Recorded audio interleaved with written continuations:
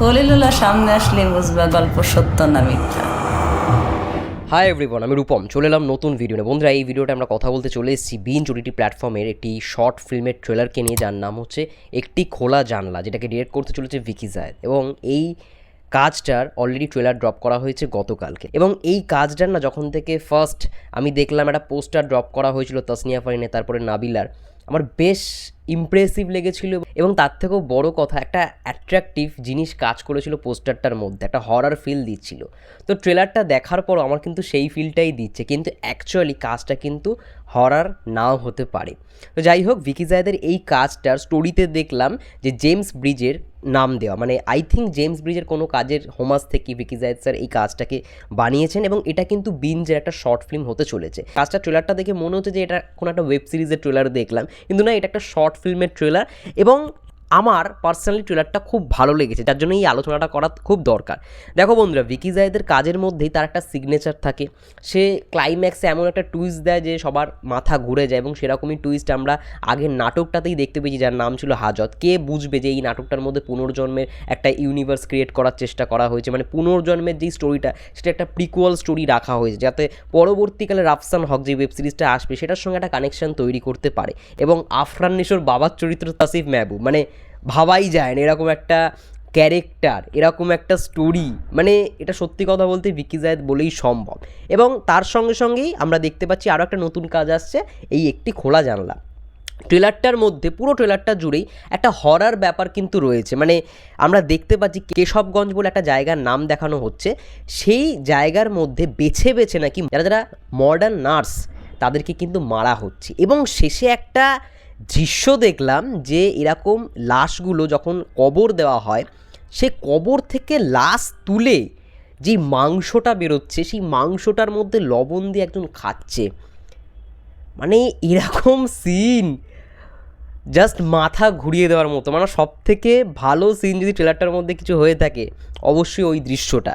এবং তার সঙ্গে সঙ্গে ট্রেলারটা দেখে যেটুখানি বুঝলাম যে নাবিলার যে ক্যারেক্টারটা এবং তাসনিয়া ফারিনের যে ক্যারেক্টারটা, তারা কেশবগঞ্জেরই কোনো বাড়িতে আসে একজন বয়স্ক বৃদ্ধ লোকের দেখভাল করবার জন্য। এবং সেই বাড়িতেই সেই খবরটা চালানো হয় যে এরকম এরকম ব্যাপার, মানে একটা বাড়ির পেছনে এরকম মডার্ন নার্সদের মারা হচ্ছে, নার্সদেরই টার্গেট করে একজন খুনি তাদেরকে মার্ডার করছে। এবার কেন করছে, মানে নার্সটা কী অপরাধ করেছে যে নার্সদের মারছে? নিশ্চয়ই তো কোনো রহস্য রয়েছে, সেটা জানার জন্য অবশ্যই আমাদের এই ওটিটি প্ল্যাটফর্মের শর্ট ফিল্মটা দেখতে হবে। খুব শীঘ্রই আসছে, এখনও রিলিজ ডেটটা দেওয়া হয়নি।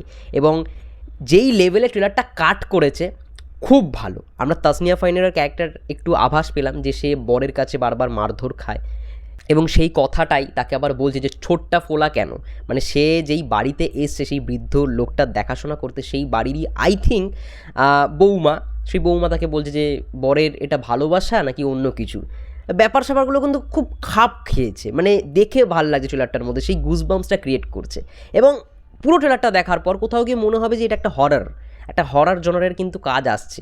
একটি খোলা জানালা, মানে নামটা শুনলেই কিন্তু বোঝা যাচ্ছে। এবং টেক্সটার যে প্যাটার্নটা আমরা দেখতে পাচ্ছি, টাইটেলটা, সেটা দেখেও সবাই বুঝবে এটা একটা হরার। কিন্তু আমার কোথাও গিয়ে মনে হচ্ছে এটা কোনো হরার নয়, এটার মধ্যে একটা বীভৎস একটা সাসপেন্স লুকিয়ে রয়েছে, একটা থ্রিলার কাজই কিন্তু হতে চলেছে এইটাও।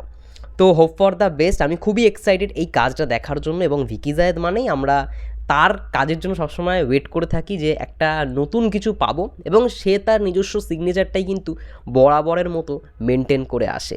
তো এই কাজটার মধ্যেও আই থিঙ্ক সেরকম একটা কিছু পেতে চলেছি, ভালো লাগছে। এবং অনেক দিন পর তাসনিয়া ফারিন এবং তার সঙ্গে সঙ্গে নাবিলাকে আমরা একসঙ্গে দেখতে পাচ্ছি একটা কাজের মধ্যে।